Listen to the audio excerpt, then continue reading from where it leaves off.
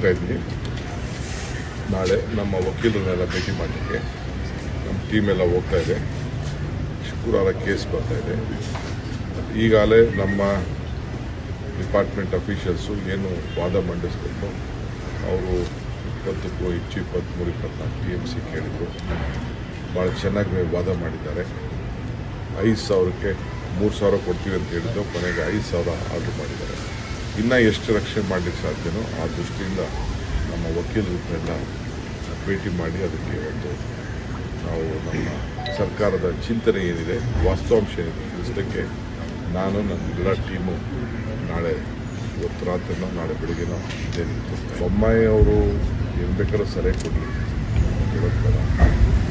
ನಾವು ಒಂದು ಲೆಕ್ಕಾಚಾರದಲ್ಲಿ ನಮ್ಮ ಬೀಗನ ಬೇರೆಯವ್ರಿಗೆ ಕೊಡೋಕ್ಕೆ ಇಷ್ಟ ಇಲ್ಲ. ಸದ್ಯಕ್ಕೆ ಬೀಗ ನಮ್ಮ ಹತ್ರ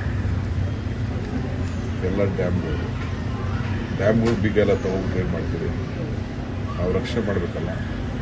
ನಮ್ಮ ರೈತರ ಕಷ್ಟ ಕಾಲದಲ್ಲೂ ನಾವು ಸಹಾಯ ಮಾಡಬೇಕಲ್ಲ.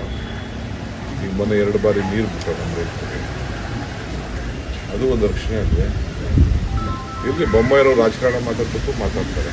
ಈಗ ಅವ್ರ್ಯಾರೋ ನಮ್ಮ ಇರಿಗೇಷನ್ ಮಿನಿಸ್ಟ್ರು ಅವರು ನಾನು ಹೇಳಿದ್ದಾರೆ, ಯಾವ ಕಾರಣಕ್ಕೂ 5,000 ಬಿಡಬಾರ್ದು ಅಂತ. ನೀವಿದ್ದಾಗ ಏನು ಮಾಡಿದ್ರಿ? ನಾಗೇಗೌಡರು ಕಾಲದಿಂದ ತೆಗೆದುಕೊಡಿ, ದೇವೇಗೌಡರು ಪ್ರೈಮ್ ಮಿನಿಸ್ಟರ್ ಆಗಿದ್ದು ತೆಗೆದುಕೊಡಿ. ಏನು ಮಾಡೋದು ಅವರು?